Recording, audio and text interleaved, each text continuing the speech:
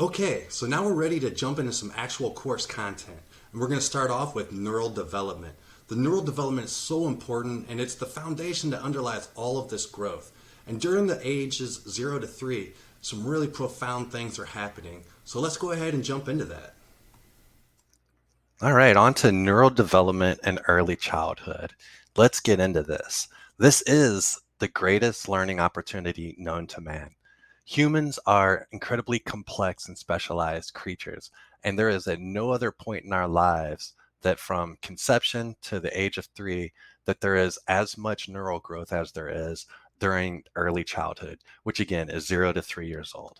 A lot of this growth does start in utero in the womb, but of course, that's going to be a little bit harder for us to impact and affect as nannies and caregivers. So we focus on the time outside of the womb where this incredible growth continues. So let's learn a little bit more about the science behind the magic. In this lesson, we'll talk about neural growth. We're going to talk about neural pruning. We're going to talk about why this is also very important. And then we'll talk about ACEs, stress, and epigenetics. So when a child's born, there is, like we said, an incredible growth of connections. And in nerve cells, between nerve cells, those connections are called synapses. And so you see there on the right of the screen, you've got that blue receiver and that yellow sender, and they're sending those little electrochemical impulses across a tiny little gap that is then going to trigger an impulse to go through that nerve and then onto another nerve as that nerve sees fit. At birth, the number of synapses per neuron is about 2,500. But by the age 2 or 3, it's going to be up around 15,000, if not more, depending on the experiences and the environment. So let's learn a little bit more about synapses. Synapses, like we said, are that connection between nerve cells, and there's a tiny little gap. And what's happening is different neurotransmitters are going to send an electrochemical, so they're charged. They're actually either charged negative or positive, electrochemical signal across that little gap to the other cell, the other neuron, and that's going to trigger it to send it to another neuron. Now, all this happens so fast, it's hard to even measure, but it's a process that our body goes through.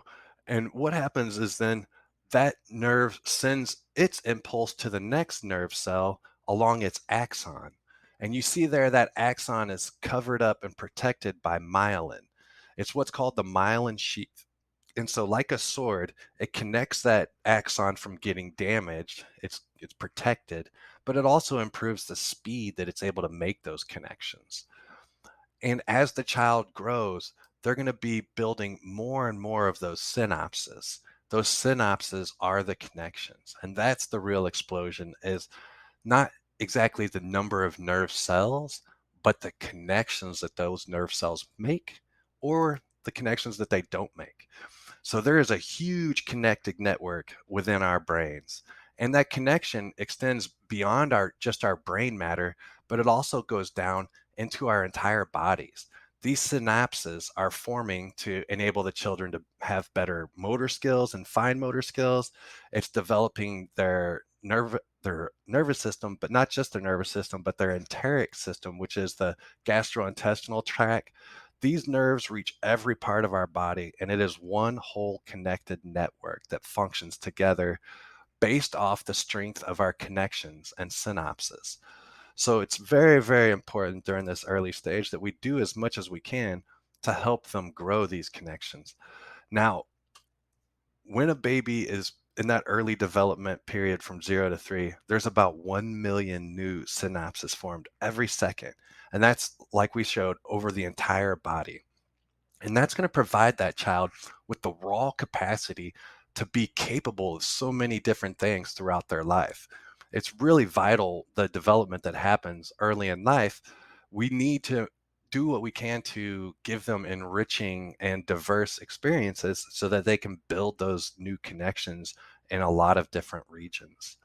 And so, a way that we like to think about this is like a roadmap. And imagine your baby's nervous system is the roadmap. And so you have all these neurons and all this space that is basically like the world. But until a baby's able to make connections and to go back and forth and to experience different things, then there's going to be no way for the baby to connect to that part of their mind. So what we have to do is we have to give these babies experiences, basically take them on a ton of different vacations. Now, a lot of these experiences are going to happen quite naturally.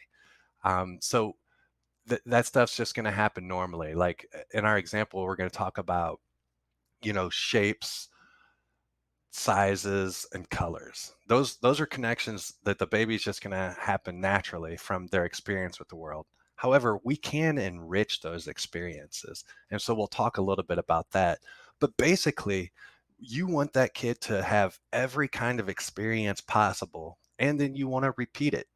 And so raising children to the best of your ability really involves a lot of activities.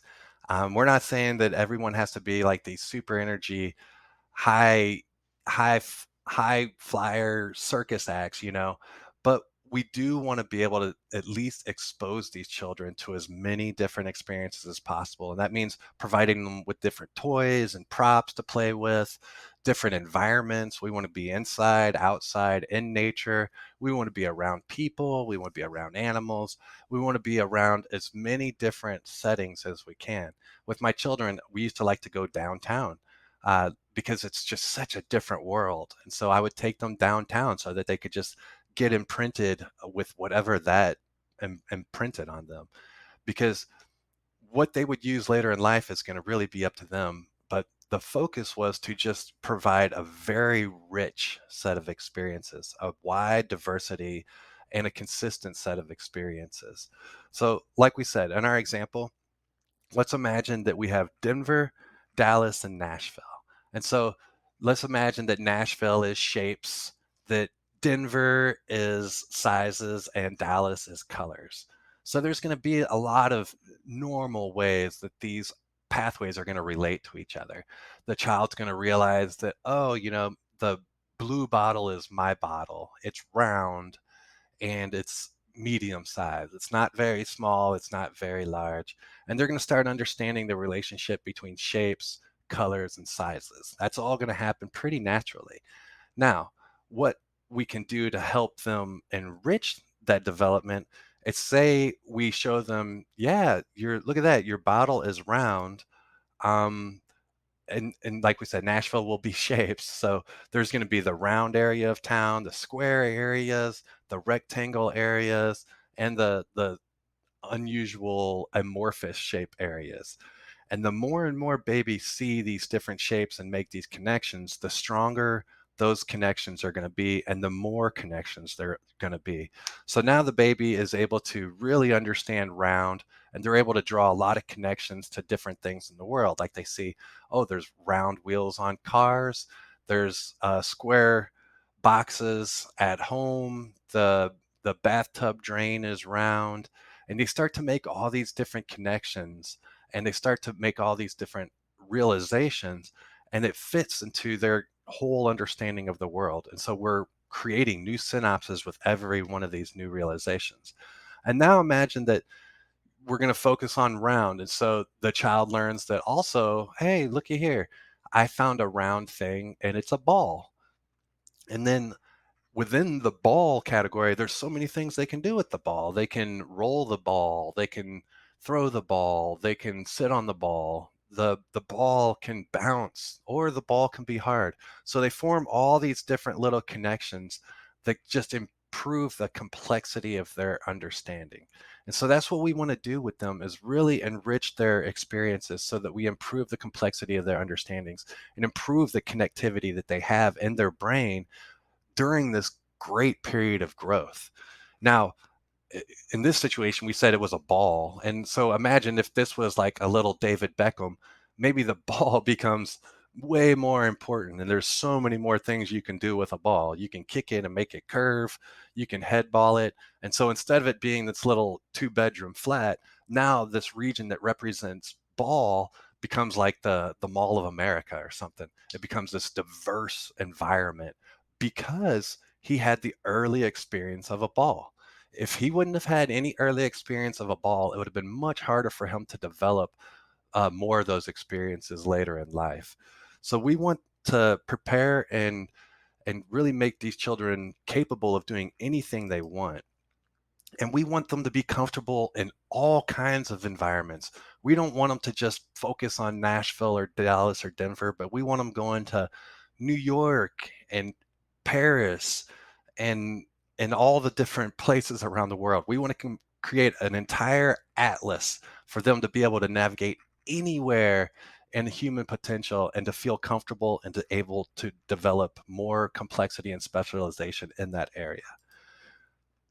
Now, all those connections, all those experiences, that's going to provide the raw capacity for them to develop capabilities further and further throughout their life. In early childhood, that's where the stage is set, and that's where their toolbox is going to be built. And it's not just experiences like balls and shapes and things like that.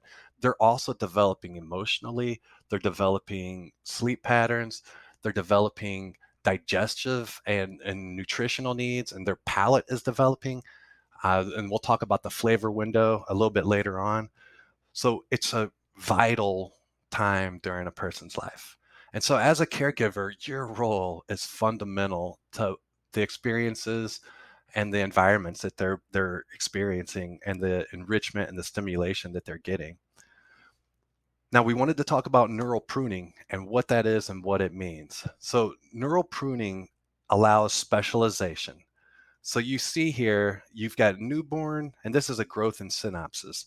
Newborns, at 1 month, they have more synapses. At 9 months, they have a lot more. At 2 years, they've got a ton of synapses. But then around age 2 or 3, something called neural pruning starts to happen. So instead of all this neural growth, now you have neural pruning, which, like it sounds, you start to eliminate these connections because they're not being used. They were never used, and they're not deemed as important to the brain. And instead, the brain wants to function its energy and its resources on the connections that are important to it. So, what we do is we provide all these different connections, and the child develops all these synapses. And then the child and their life and their environment and their specific needs are going to prune off those connections for the ones that are most important. So, by providing a child with a great early childhood, you're going to be giving them the biggest diversity and the biggest toolbox and the biggest ability to be capable of anything they need or want to do. And so, this is really important because in the modern world, specialization is becoming more and more key for success. And learning is the new superpower. The ability to pick up and to implement new concepts is vital for success in today's world. And so, by giving them this broad toolbox of concepts that they already have a fundamental understanding of and a great network connectivity of their circuitry, you're going to be giving them the best, not chance, you're going to be ensuring that they're going to be successful at whatever it is they choose to do. So as you see in adulthood, those synapses, there's less of them, but they're stronger. And that's because of that myelin sheath gets built up over time. Our nerve cells typically, they are regenerative on a limited basis, but mainly we'll retain the same nerve cells over the course of our lives. Up until recently, scientists thought we couldn't grow nerve cells back at all. But scientists have been able to do that, and humans have been able to do that. They just weren't able to understand how it was possible or to see it. But by and large, our neurons are with us for life. So the more and more connections we make, the thicker and thicker those connections get. Those synapses get strengthened by stronger nerve cells, stronger axons with stronger myelin sheaths. And so these different connections that we make are going to be robust and strengthened over the course of our lives. But it all starts off with, what connections did we make from 0 to 3? If we never made those connections, they would never be emboldened. And that's why it's so hard for people to learn new things. Like if you think about language, which develops early on, it's hard for people to develop and learn new phonemes. So this is a chart from Harvard, and it shows which synaptic areas are forming the most, and it's dependent on early experiences. So the first thing to develop is going to be the sensory pathways. And so think of, vision and hearing being so important to learn language. Also, touch, taste, and smell are also developed in this early period. And that's why we're able to really help a child develop a healthy flavor palate during the first year. Not super early on, but later in the later half of their first year, they're able to develop their sense of taste. But again, we'll talk about that later. For now, we want to talk about how important a child having an acute vision and hearing helps them learn language better. And then after they learn that language, now they can use language to make more complex connections and to understand higher cognitive functions. And just because it shows here that they're developing language, this is the language centers of the brain. Babies understand language before they're verbal. So that's why we recommend learning sign language as early as 6 months. But we're wanting and we're understanding that babies understand language early on so that they can put more complex ideas together. Um, and then that's where we have the idea again of adaptive adaptive abilities and their ability to thrive in many different environments. As once those cognitive connections start to take hold, that's where real intelligence, real human intelligence starts to come from. So just one key point to hammer home here is synapses equal connections. Connections equal abilities and knowledge. So these connections build on each other. Skill begets skill. So we want to do everything we can to lay a very strong foundation in early childhood because we are designed to learn. We're designed to mature outside of the womb. Many mammals come into this world ready to survive, but with babies, we aren't ready to survive, but we're ready to adapt. We're ready to learn our environment and pick up the skills we need, specific skills that are going to be important to us in our specific life. Humans are so complex and so great at specialization. That's what sets us apart from all the other species is our ability to specialize and to thrive in any environment, whether it be polar regions, sub-Sahara, desert regions, regions by the sea, regions by the ocean, places that have all seasons, places that are very hot, places that are very dry, places that are very wet. We can adapt and thrive and take advantage of any environment. And that's because we learn so much when we're brought into the world. We are not ready to survive as soon as we're born, like a lot of other mammals, but we are ready to adapt, and that will help us thrive. Humans can adapt, like we say, to any environment, and it is a limited opportunity. The impact is immediately profound, but it also impacts them over the course of their entire lifespan. Like it is very awesome to watch a child learn to write, with a crayon and to be able to draw their name. That's pretty amazing. But those fine motor skills are going to be important over the rest of their life in ways that we can't even understand and imagine, just because of the way that that particular part of the brain understands intricacy and mapping and motor control and coordinates that all together. It's going to lead to other connections that we can't even foresee. So it's all very important just to make sure they're getting as many experiences and in as many environments as possible. So, what does all this mean for early childhood development? It means that you, the nanny, are crucial. You make the difference. You are their environment. You are their experiences. You are the main person that provides these interactions that's going to determine what they do on a day-to-day basis, moment to moment. Also, you're going to be determined, what's the mood like? What's the overall whole experience feel like for them? Are we playing music? Are we dancing? Are we happy? Or are we sitting and watching TV all day? Which is something we really want to lean away from. We don't want passive children. We want them to be engaged. Now, of course, there's time for rest and sleep, but that's what sleep is for, is rest. We don't necessarily need them to be resting in front of the TV. These are not enriching. They're not engaging. Babies don't learn language through recordings. It has to be human to human interaction, and we'll talk a lot more about this moving forward. But to suffice it to say, at this point, we just want you to understand that you as the caregiver, as the nanny, as the parent, you mean so much to this little person. And if you're not consciously and thoughtfully providing enriching activities and diverse experiences and positive interactions, then they're going to really, they'll be at a disadvantage. They'll be worse off for it. So make sure you understand this when you're going through your days and you're planning your activities. Just make sure you understand how important you are and how important we know you are. And it's a really meaningful relationship between you and that child. And that's what makes caregiving and nannying such a wonderful vocation, is that knowledge and how that can just really fill up your heart, knowing that you've helped someone who then goes into the world and makes a positive impact on those around them. And then the chain goes on and on. And so what you're doing is just so valuable and so important.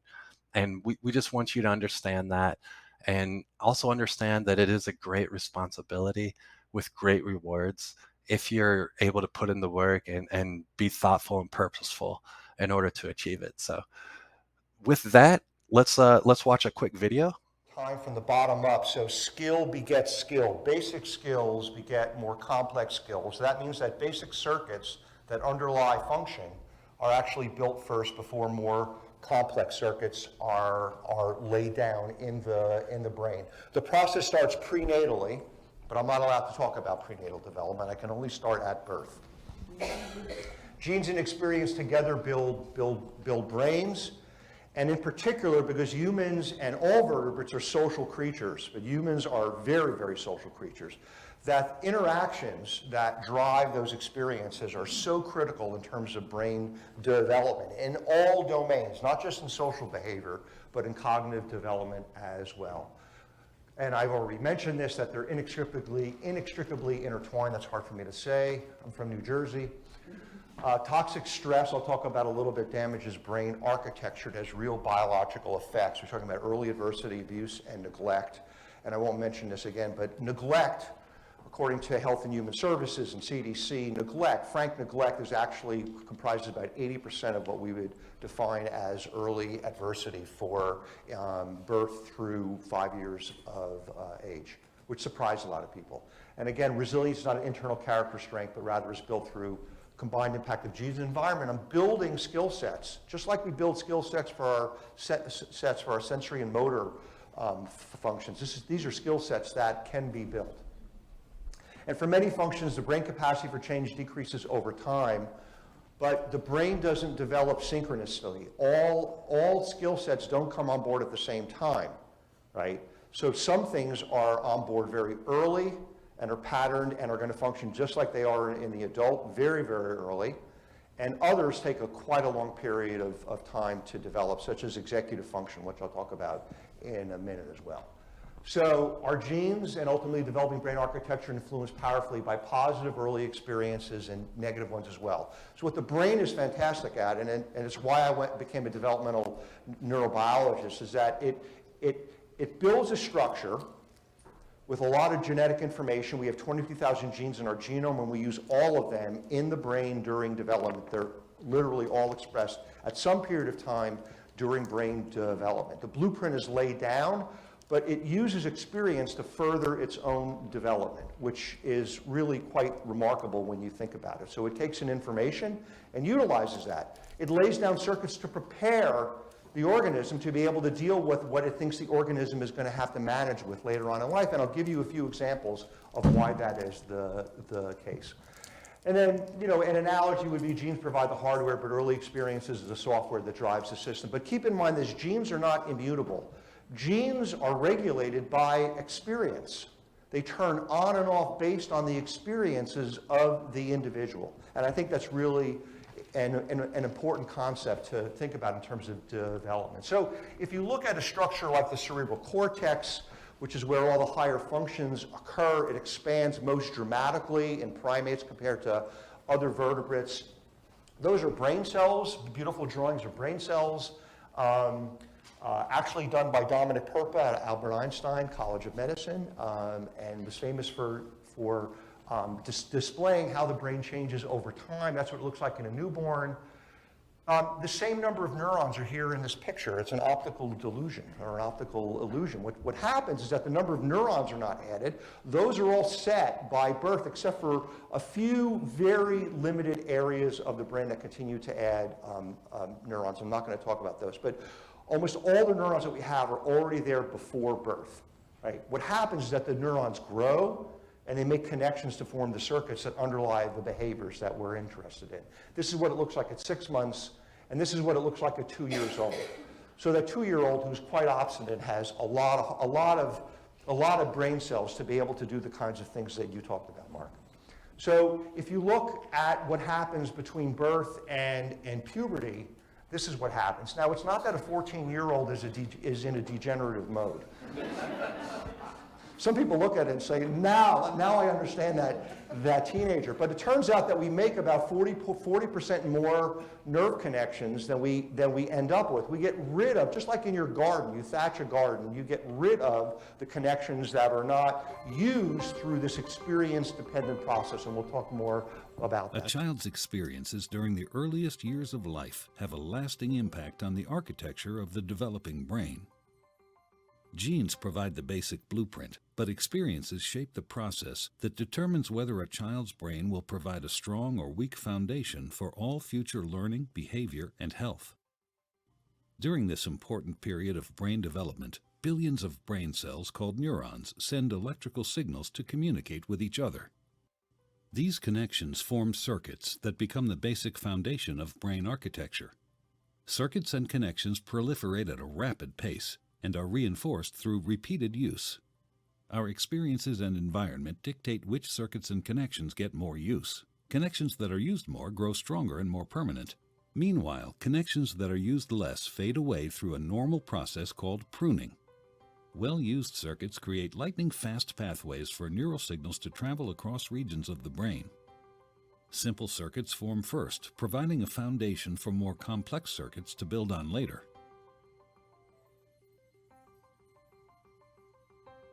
Through this process, neurons form strong circuits and connections for emotions, motor skills, behavioral control, logic, language, and memory during the early critical period of development.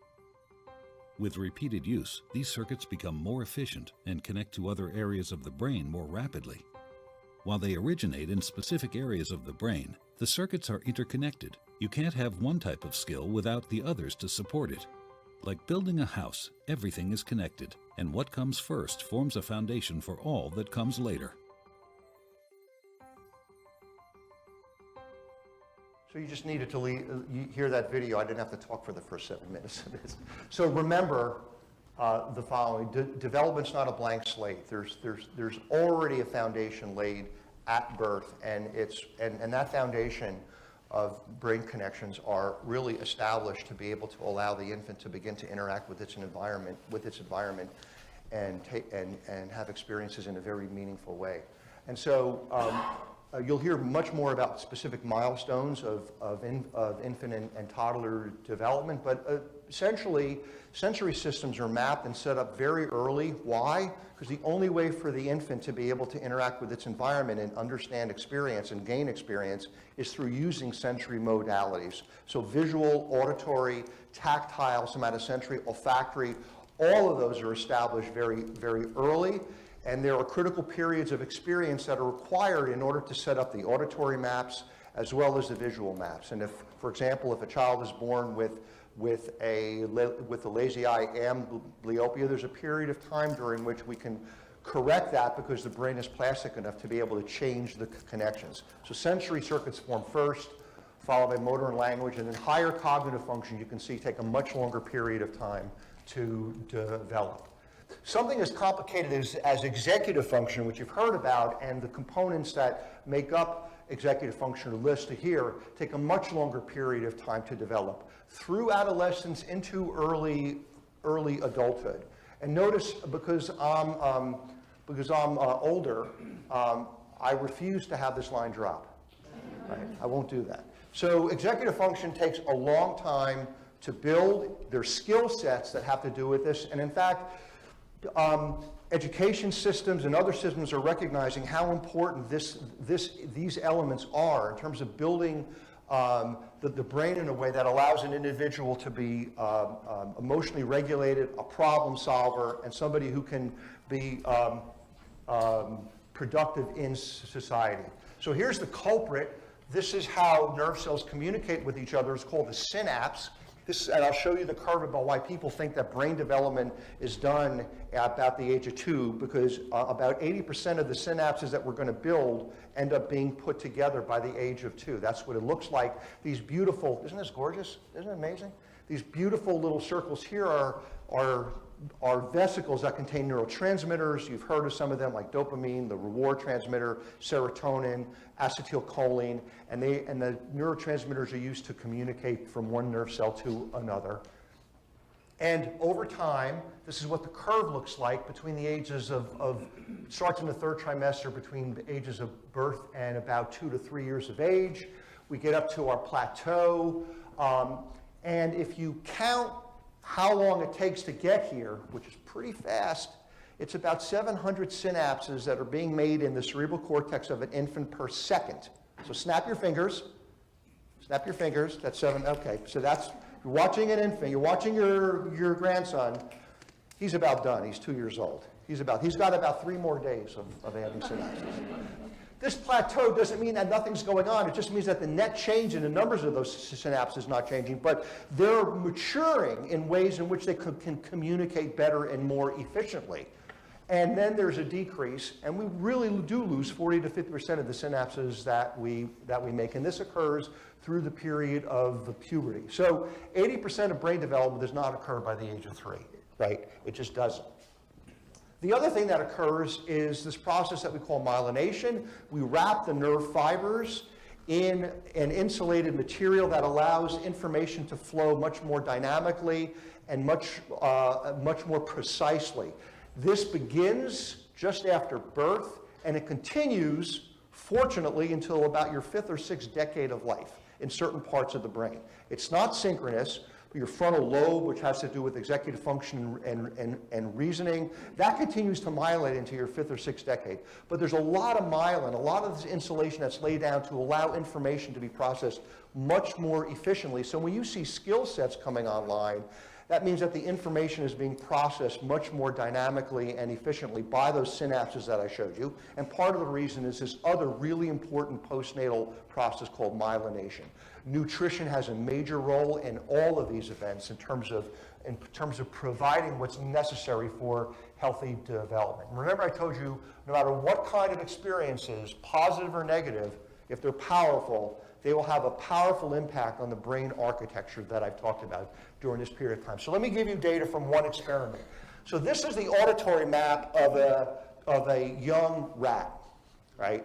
And the colors just represent frequencies that that rat can hear. So this is, while the rat's with its mom, it's very young, hasn't gone through weaning, hasn't gone puberty's a month away. And the colors just represent high to low frequencies. But you can see that the map is actually quite large. And what happens over time, now that you're expert developmental neuroscientists, is that a lot of these connections get pruned away. The rat hears all these different frequencies and sets up this beautiful map. Look how precise this map is. Blue, yellow, and red segregated. It can hear all these different frequencies. But if you raise that infant rat in hearing only one kind of frequency, let's say the red frequency, what's that map going to look like forever in that rat? As an adult, it's going to look like this. Here we go. Because the auditory system, while it's being built, while it's creating its map, only hears that one frequency. That's what it believes it's going to hear for the rest of its life. Why would it care about blue or yellow frequencies if it's only hearing red frequencies? It would be a waste of time to build circuits that would hear these others if it never experiences it. So this is a really powerful example of why experience is so important. Social, emotional, cognitive, skill building are interconnected. The key to forming strong. Okay, at this point there is a difficulty with the audio on the recording, but what they're talking about is serve and return behavior and how important humans are to teach other humans to make these connections and to light up so many different regions of the brain. Also, want to point out when he talked about the number of connections per second, what he's talking about is synapses that are actually made And before, where we were talking about 1,000,000 synapses are formed per second, what we're actually talking about is 1,000,000 connections are formed per second. So the brain is lighting up like never before, like it never will again during the human life. So that's why human to human interaction is so vital, because we're the only ones that can provide the engagement and the enrichment that our little ones' brains need and can thrive from. So just wanted to jump in and say that real quickly, and we'll continue the recording.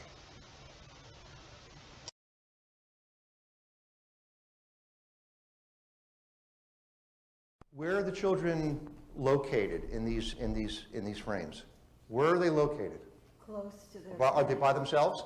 No, close to their People, parents. they're on adults' laps. There's contact. It's a multi-sensory experience. It's auditory. It's visual. It's somatosensory. All really important in terms of learning what are complicated skill sets. So children are not sponges. Not placed in a room. They're not going to learn that way. None of us learn that way. And keep in mind this.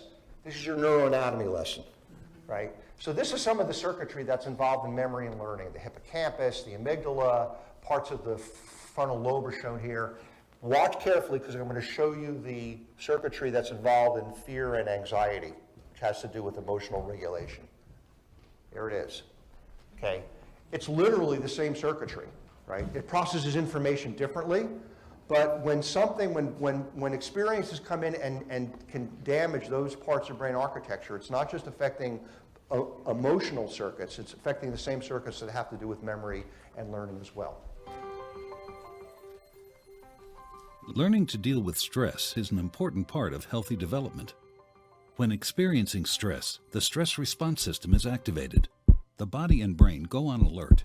There's an adrenaline rush, increased heart rate, and an increase in stress hormone levels. When the stress is relieved after a short time, or a young child receives support from caring adults, the stress response winds down and the body quickly returns to normal.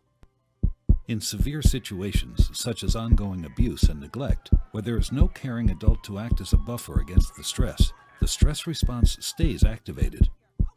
Even when there is no apparent physical harm, the extended absence of response from adults can activate the stress response system.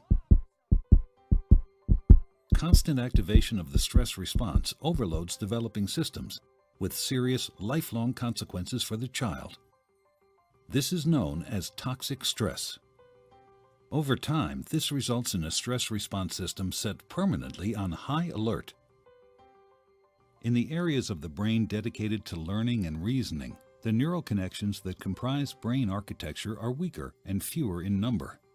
Science shows that the prolonged activation of stress hormones in early childhood can actually reduce neural connections in these important areas of the brain at just the time when they should be growing new ones. Toxic stress can be avoided if we ensure that the environments in which children grow and develop are nurturing, stable, and engaging. So remember what I told you, powerful experiences, negative or positive, will have an impact on how the brain gets wired up. So here's an amazing experiment that was done by Seth Pollack, a student of his, at the University of Wisconsin back in the early 2000s. They asked children, they were about 3 or 4 years of age, I think 4 or 5 years of age, but they looked at a community sample and children who were physically abused. And they said, tell me what you see in terms of emotions, and tell me where it changes from one emotion to the next. And for both groups, when they looked at happy to sad or happy to fearful, they went about halfway across and they said, this is where the transition is. So they had no problem with that. Right? If you look at the community sample in terms of being able to distinguish the transition from angry to fearful, angry to sad, it's about right here. It's about 50%. If you look at the children who were physically abused, it's about 80%, right? So think about that in terms of what it means and what that child is seeing. We socially engage. We interact with our environment based on how we read signals, social signals. They're seeing the faces differently. Why? Because they've experienced this, just like that rat experienced that auditory information and wired it up in a certain way. They overrepresent anger, probably because it's a survival mechanism, right? So powerful experiences, positive or negative, are really critical. Why does experience have a long-lasting effect? Well, we know now that the genome that we inherit from mom and dad can be changed chemically over time, something that we call epigenetics. Those chemical signatures can actually change how a gene is used during time in development, when and where it's expressed. And also, which I've already told you, that experiences can change either in a positive way or a negative way, those synapses or nerve connections that actually change how circuitry is put together and how it functions over time. Right, so what is neuroscience telling us? And I'm almost done. Well, normal brain plasticity, which is influenced by experience, declines over time. It doesn't mean that it's eliminated, because many of us in this audience are still learning. But the amount of energy it takes for us to do something completely new, like learning a language, for example, takes a lot more energy, and in the end, if we wait, we just don't acquire that skill set as well. So these early years are really critical, and the ages from 0 to 2 lay down that foundation for experiences to have very positive effects in terms of wiring the brain up for a lifetime. So I'm done. These are my granddaughters. This is my favorite shirt of all time. She never she never cries when I hold her. So thank you very much. Now about ACEs or ACEs, which are also known as adverse childhood events, epigenetics, which are environmental factors that turn on or off our gene expression. So based off of your environment or based off of your mother's environment while you're in the womb, certain genes can be turned on or off. So again, that's why it's critical that we control the environments and make them as positive and supportive as possible while not making them too easy. Actually, humans do thrive with a little bit of challenge where they're able to overcome the challenges, not consistent, insurmountable challenges, but challenges that we're able to beat and overcome. Those make us stronger. Those make us better problem solvers. Those make us resilient and persistent and robust. Also, we're going to talk a little bit more about, in the video coming up, about environmental stress and other toxins. So environmental stress can be physical, as in pollution or malnourishment, or it can be mental and psychological, like anxiety, your parents are fighting, violence in the home, violence to the child, heaven forbid.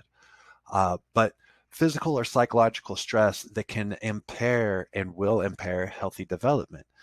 So these are factors that also have major impacts on child's development during those first 3 years. And we want you guys to understand a little bit more about those.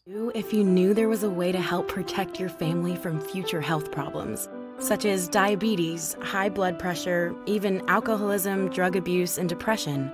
The future sounds so far away, but to your children, every minute in their growing brain counts toward a healthier, more successful life. That's because positive experiences and environments help build stronger foundations for developing healthier brains. And healthier brains lead to greater emotional well-being, greater success in school, and brighter futures.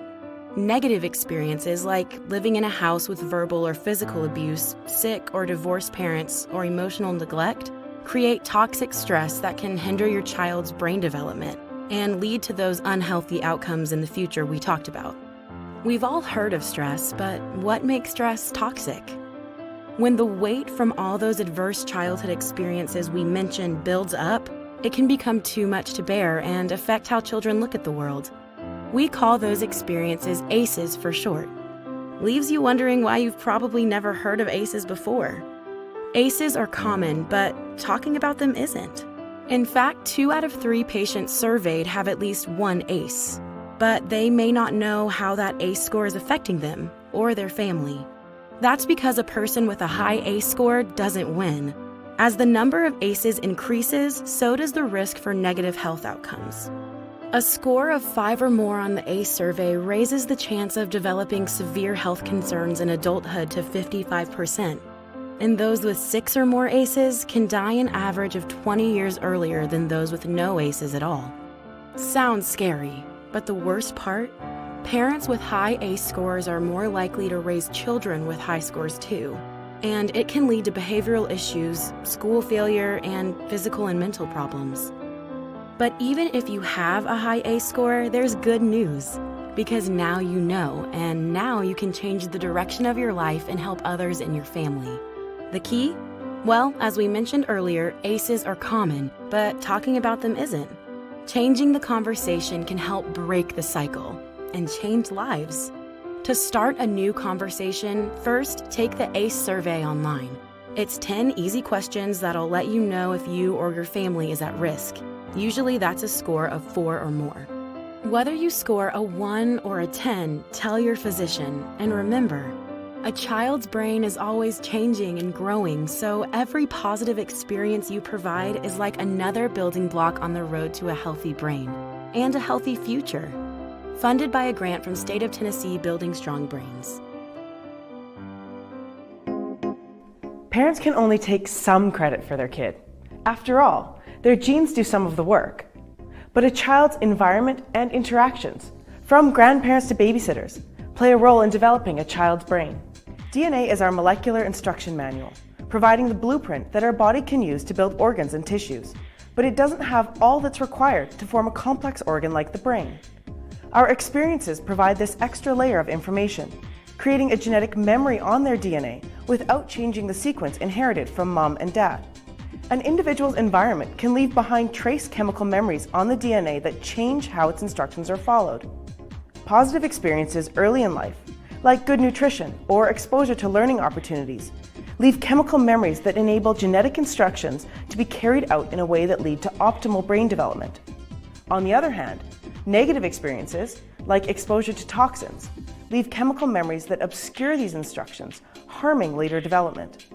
These chemical memories are called epigenetic modifications, and they're just one way that the cell determines what regions of DNA are magically transformed into the proteins of the cell.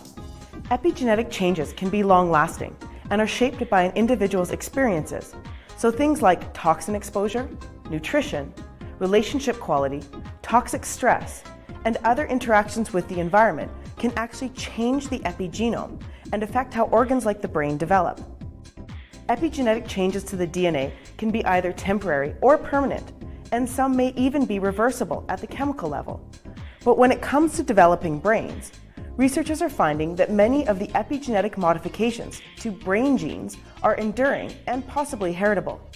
This means that the effect of poor environments can linger for generations. The earliest years of life, and even the prenatal period, are critical to establishing positive epigenetic changes for optimal brain architecture. This is the time when children benefit the most from stable, consistent, and responsive caregivers at home, in childcare, and other community environments. As the child grows, brain architecture established early in life forms a foundation for more advanced learning and higher-level brain function. While children can learn and grow from dealing with some negative experiences, like, say, dropping an ice cream cone, sustained exposure to highly stressful experiences can actually derail the wiring of the brain. If extreme stress never goes away, the neural connections relating to fear and anxiety may be overdeveloped, for example, while connections relating to reasoning and behavioral control may be underdeveloped, which can lead to lifelong problems in mental and physical health, learning, and behavior. Just like a bad tattoo, genetic memories can last a lifetime, so it's crucial that genes are in a good environment from the start. That being said, a child's brain has an incredible ability to adapt, and the consequences of early adversity can be overcome, though early intervention is critical. Interventions such as introducing varied and positive relationships can actually allow a child's brain to overcome less than perfect foundations. Both positive and negative experiences have lasting effects on brain and behavior. But without little molecular tweezers to move around these epigenetic signals, I guess our best option is raising kids in enriching environments that promote positive development. So there we have it. That wraps up Module 1. It's a biggie, but it's really so important. And as you can see, we do some repetition. We use the videos and the presentations in order to show you different concepts from different angles and slightly different takes. So that way it helps provide a complete understanding. And that's part of what you'll be doing as nannies and caregivers. You're going to be providing different angles on the same ideas so that the children can learn to assimilate it into their framework so that they'll be able to take that information and use it and make it part of their life. Well, we hope it's been fascinating and interesting to you so far. After this, you're going to be presented or given the opportunity to take the quiz. The quiz, once again, is mandatory to unlock the next module. You can take it as many times as you need to. We just want to make sure, like we said, that you're understanding the core concepts before we move forward. Thank you again for your time and good luck on the quiz.